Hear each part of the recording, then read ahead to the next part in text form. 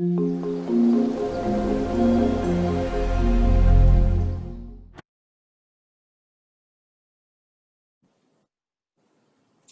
so welcome to this video. I'm interviewing Simone Montgomery and she's talking to us from New Zealand. Now, I'm not sure how many of you know, but Simone's the person that came up with the idea for teapot racing. So the most obvious question to ask is how did you come up with it? What was the inspiration behind it? My inspiration behind the whole idea of teapot racing was twofold.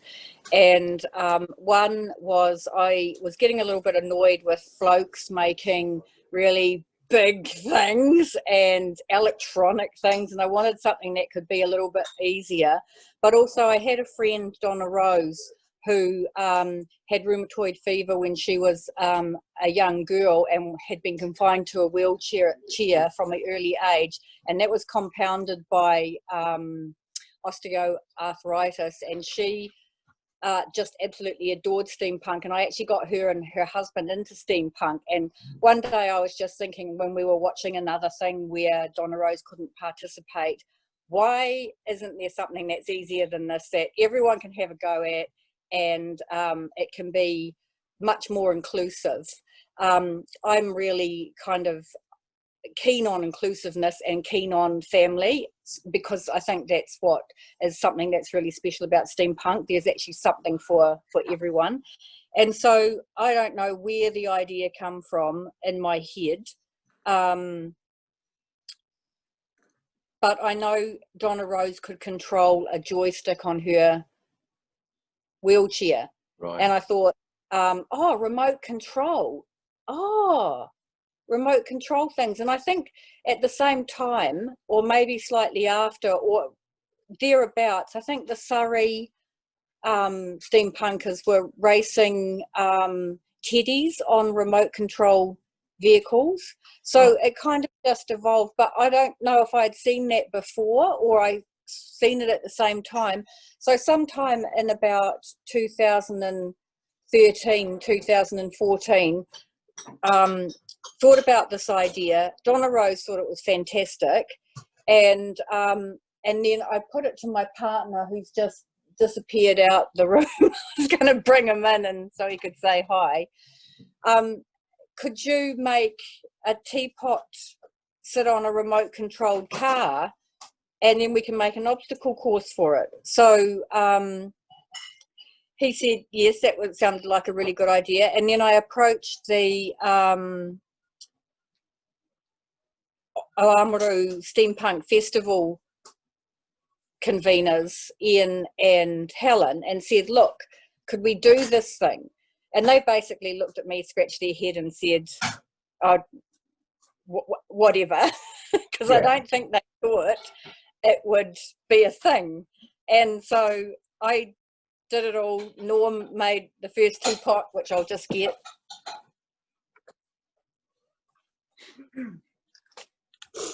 Which is Salty Sea Dog. Oh, okay, yeah. That is the very first teapot racer in the world. And he's now retired because we kind of wore him out, taking him to the Alexandra Blossom Festival. And so he has a place of honour in he's been retired up, okay. And so that year at the Steampunk Festival, it was a bit rough and ready because didn't really know how it was going to work, what was going to happen. But we had about 20 competitors, and we had quite a wide range.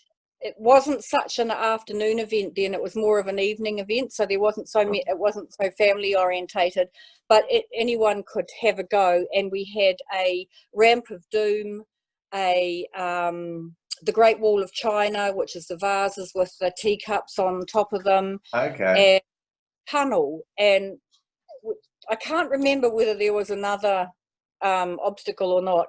And we had a compere called Te Radar, and he is one of the local New Zealand comedians, and he was just absolutely hilarious, and he was really funny, and so he was just doing this running commentary, and seriously, I've never seen so many people laugh and have a great time, and everyone, it was absolute chaos. And then at the end, we lined all the teapot races up for a drag race, and of course it depends on your bandwidth where you can get through. So there was out of control teapots going all over the place. The ones that had a different bandwidth actually got to the end, and it was just the funniest thing ever. And from that point I knew that it was gonna be a really good goer and it was going to be really fantastic. But unfortunately Donna Rose never ever got to have a go at it, because she passed away in the December before we had the festival, so it was in her memory.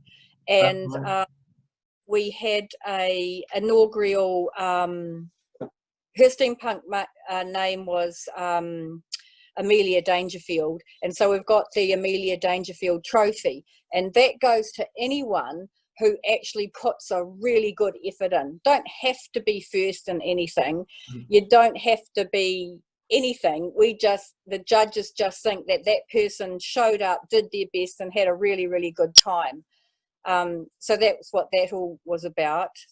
We've since then got a couple more trophies. We've got the tea leaf distillation trophy for overall splendidness. Excellent, yeah. And we also have, for the guys who like going fast, because it's never been won by a woman yet, we also have the Subatomic Venom GT trophy. So for the person that gets the fastest lap on the course that year. And then we've evolved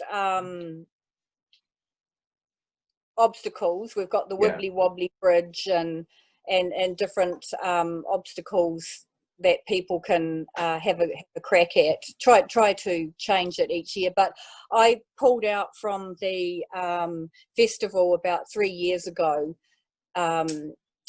We parted our ways. I also had very ill parents, so my focus was on my family. And I'm just really getting back into everything now. But it's just fantastic. It's gone all around the world. We've had ambassadors from America. I came over to your neck of the woods, I think about 2016, and Christopher Jager took a great, he was fantastic. He put it all together and ran it, and I said a few words, and I loved the asylum. I really want to come back. It was just absolutely fabulous. Okay, thank you. So much fun. And that was my first trip overseas at the tender age of my early 50s. Okay, then. You did the deep end all the way to Europe then. Planning a few more. I'm in touch with the French people. I've been in touch with the Swedish people. So I could go teapotting all over the world if they'd have me. Well, you know what? That's absolutely excellent, and I really appreciate you saying that for us. And it does sum up everything about steampunk. You know, the inclusiveness, the laughter, the enjoyment. That's what it's all about. And obviously, you know, we're on the same wavelength there. So, but that's really interesting to find out all that. So, thank you very much for telling us about that. Thank you. No problem. Goodbye. Bye. Okay, so with Simone.